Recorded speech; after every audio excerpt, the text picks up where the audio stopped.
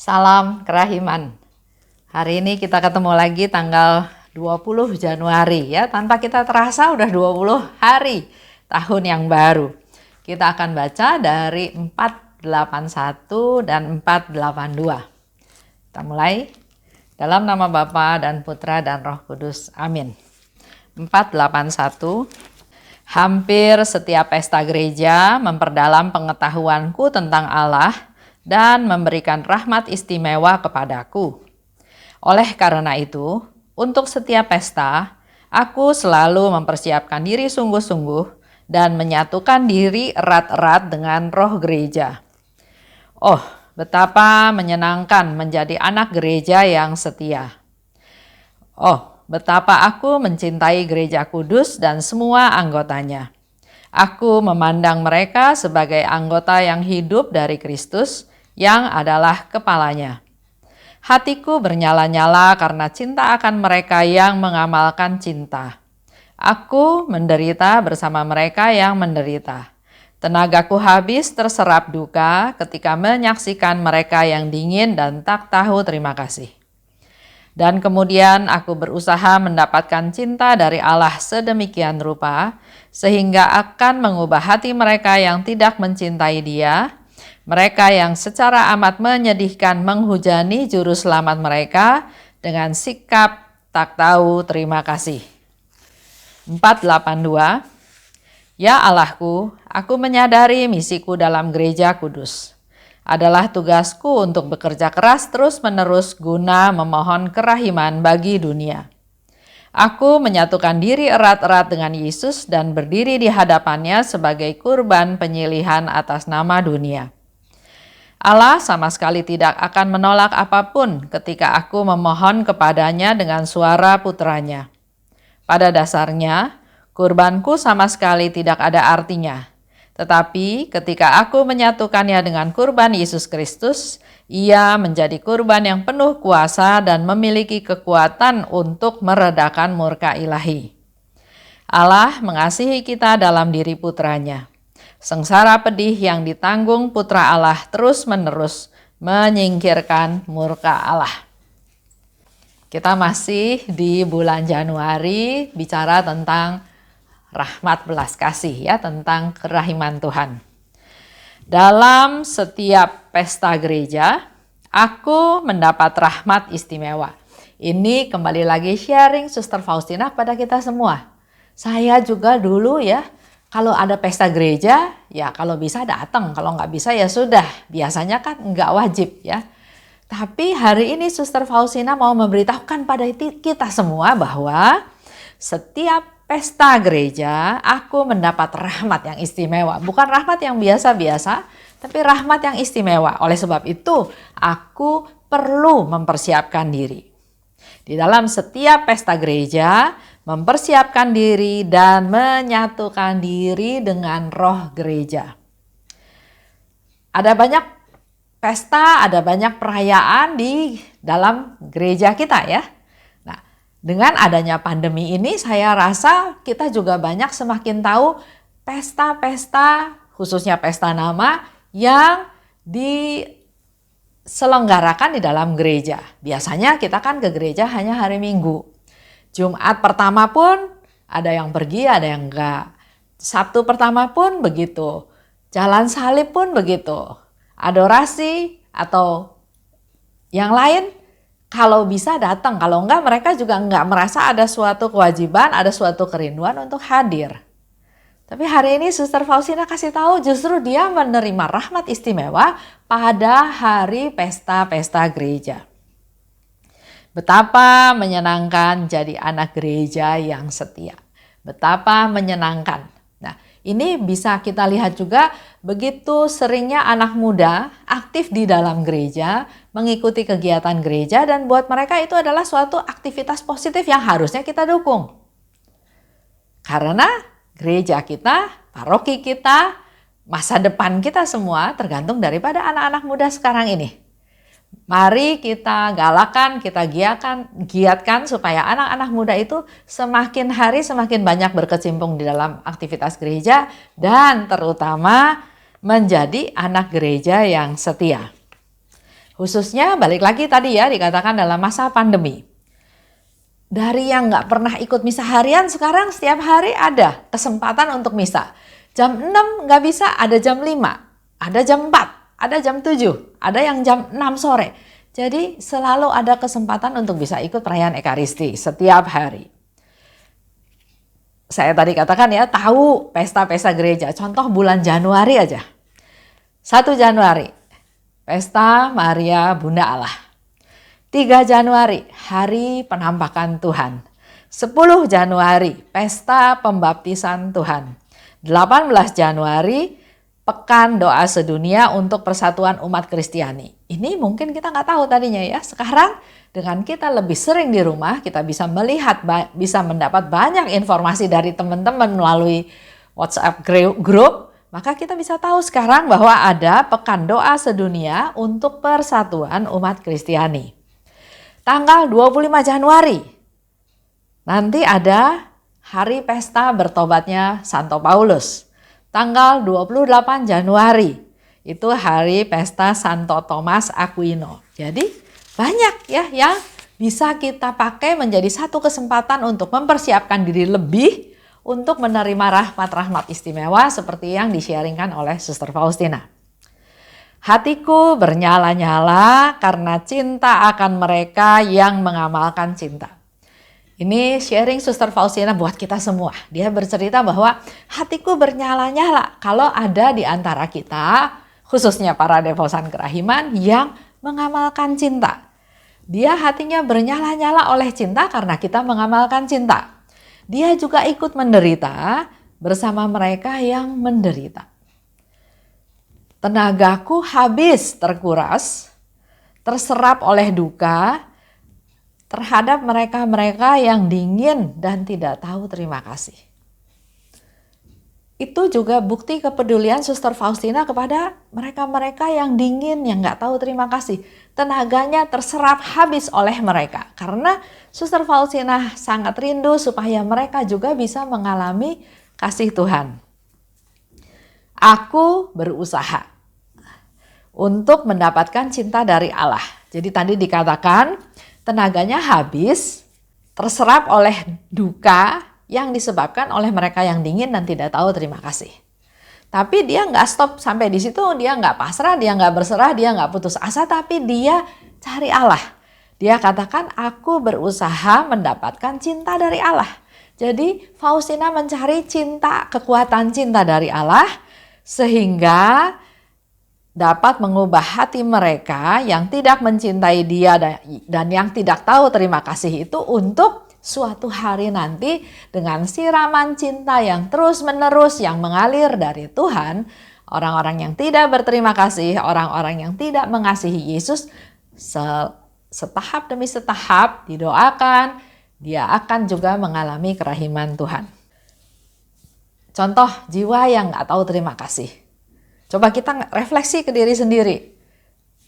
Susah nggak sih berterima kasih sama Tuhan? Banyak hal ya, hal-hal kecil aja. Terima kasih karena diberi kesehatan. Terima kasih waktu bangun pagi ternyata masih diberi kehidupan. Terima kasih karena diberi keluarga. Terima kasih karena diberi suami yang baik. Terima kasih karena diberi anak-anak. Terima kasih juga karena masih punya pekerjaan. Terima kasih juga karena walaupun di PHK tapi Tuhan memberi kesempatan kepada saya untuk membuka lahan baru, membuka aktivitas baru, membuka peluang baru. Jadi banyak yang bisa diungkapkan, ditujukan terima kasih kepada Tuhan. Dengan tidak pernah bisa ke gereja bareng, dengan adanya corona ini, mereka dalam satu keluarga, ayah, ibu, dan anak bisa sama-sama ikut dalam perayaan Ekaristi secara online. Tapi itulah kebersamaan yang Tuhan berikan, Tuhan sediakan. Mari kita berterima kasih. Berterima kasih untuk segala hal. Bahkan berterima kasih juga karena ada channel YouTube ini. Saya juga sangat berterima kasih karena dengan demikian saya dalam tanda kutip dipaksa untuk setiap hari membaca diary tersebut dan mencoba merenungkannya. Terima kasih sama Tuhan. Di 482, Suster Faustina bilang, tugasku adalah bekerja keras. Tugasku bekerja keras guna memohon kerahiman bagi dunia. Itu jadi tugasnya Suster Faustina. Tapi Suster Faustina sekarang sudah meninggal. Dan tugas itu menjadi tugas kita semua. Kita harus bekerja keras untuk berdoa buat mereka-mereka supaya semua orang, setiap orang bisa mengalami kerahiman Tuhan. Caranya Suster Faustina kasih tahu, aku menyatukan diri dengan Yesus dan berdiri di hadapannya sebagai kurban penyilihan atas nama dunia. Jadi dia menyiapkan dirinya, keberadaannya untuk menjadi silih, untuk berkurban, untuk menyelamatkan jiwa-jiwa di dunia. Itu lingkup Suster Faustina ya. Kalau kita mau mulai, kita coba lingkup keluarga dulu. Kita berdiri di hadapan Tuhan, kita bilang sama Tuhan bahwa saya mau jadi kurban penyilihan untuk keluarga saya. Untuk setiap anggota keluarga dalam keluarga saya. Keluarga kecil, keluarga besar, lingkungan saya, teman-teman saya, sekitar saya. Mari. Kalau semua orang berdoa seperti itu, semua orang punya cita-cita seperti itu, otomatis nanti secara bertahap ada efek dominonya, setiap orang akan berdoa untuk kerahiman Tuhan untuk orang-orang di sekitarnya, orang-orang yang dikasihinya, orang-orang yang perlu didoakan, maka kerahiman ilahi ini pasti suatu hari akan dirasakan sampai ke seluruh dunia. Allah sama sekali tidak akan menolak apapun ketika aku memohon kepadanya dengan suara putranya. Ini bocoran lagi dari Suster Faustina ya. Kita nggak usah takut Tuhan akan menolak doa kita. Kita nggak perlu takut Tuhan akan tidak mendengarkan permohonan kita ya.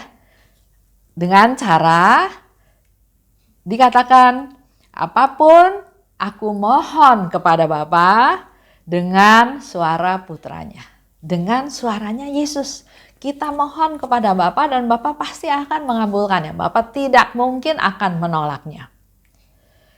Pada dasarnya, kurbanku sama sekali tidak ada artinya. Ini bukti kerendahan hati dari Suster Faustina. Penderitaan dia, kesusahan dia, gak ada artinya sama sekali. Coba bandingkan dengan kita. Kita sering merasa bahwa, waduh saya sudah berkorban banyak, tapi saya nggak dapat hasil. Saya sudah luar biasa berkorban, dihina, dan seterusnya, tapi loh kok begini hasilnya ya. Tapi hari ini kita belajar dari Suster Faustina bahwa kurbanku, penderitaanku, doa silihku, semua yang dilakukan itu tidak ada artinya. Tapi kalau disatukan dengan kurban Yesus, dipersembahkan kepada Tuhan Yesus, diberikan pada Tuhan Yesus, disatukan dengan sengsara Yesus, maka akan menjadi kurban yang penuh kuasa. Dan kekuatan itu bisa meredakan murka ilahi. Jadi apa yang kita lakukan, penderitaan itu bukan untuk disesali, bukan untuk kesel, marah, komplain, ya, tapi mari satukan penderitaan itu dengan penderitaan Yesus. Dan penderitaan yang tidak ada artinya itu bila disatukan dengan penderitaan Yesus maka akan menjadi suatu hal yang mendatangkan kuasa. Kurban yang penuh kuasa dan ada kekuatan untuk meredakan murka ilahi. Allah mengasihi kita dalam diri putranya. Sengsara pedih yang ditanggung putra Allah terus-menerus menyingkirkan murka Allah. Ini menjadi satu masukan buat kita semua bahwa penderitaan Yesus yang Yesus alami, begitu pula kita para devosan yang menjadi pengikut Yesus dalam hidup sekarang ini mungkin juga mengalami jatuh bangun, mengalami penderitaan. Tapi Bapak Ibu jangan khawatir karena Allah mengasihi kita. Allah mengasihi kita karena kita semua sudah ditebus oleh Yesus putranya. Allah mengasihi kita dalam diri putranya. Dan sengsara pedih yang ditanggung putra Allah terus menerus menyingkirkan murka Allah. Jadi kita nggak perlu takut, kita malah bersukacita, berbahagia karena kita punya Yesus yang membela kita, menyelamatkan kita. Jadi jangan fokus ke penderitaan aja, tapi fokuslah pada hal yang lebih besar. Di mana Yesus sudah mau berkorban untuk kita, membela kita, menyelamatkan kita. Itulah kerahiman Tuhan. Sampai sini kita tutup ya dengan doa. Dalam nama Bapa dan Putra dan Roh Kudus, amin. Allah Bapa yang maha baik, hari ini kami tahu sesuatu yang baru Tuhan, bahwa Engkau melimpahkan rahmat-rahmat yang istimewa pada Suster Faustina pada pesta-pesta gereja. Mampukan kami juga Tuhan untuk lebih mencintai perayaan Ekaristi, khususnya juga terlibat dalam pesta-pesta dalam gereja, karena kami juga tahu Tuhan, Engkau juga bisa memberikan rahmat-rahmat istimewa kepada kami. Mampukan kami Tuhan untuk punya hati, punya waktu, punya kepedulian, punya cinta yang kami panjatkan, yang kami hunjukkan, yang kami berikan kepadamu.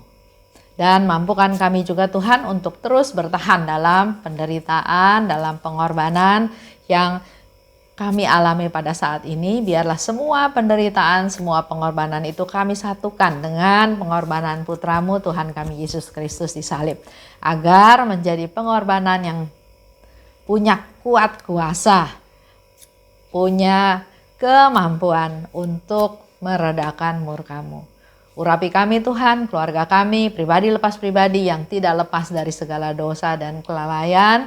Biarlah melalui doa-doa kami Tuhan, Engkau ampuni kami, Engkau berkati kami, Engkau kuduskan kami. Amin. Dalam nama Bapa dan Putra dan Roh Kudus, amin. Salam kerahiman.